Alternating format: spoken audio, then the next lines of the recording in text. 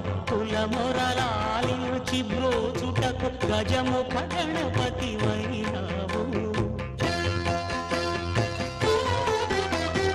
బ్రహ్మాండమునే బొజ్జలో దాచి లంబోదరుడవు వైనావు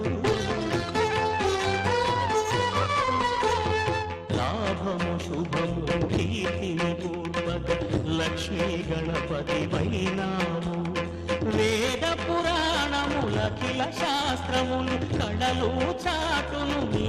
వైభవం వక్రతుండమే ఓంకారమని విబుధులు చేసే నీ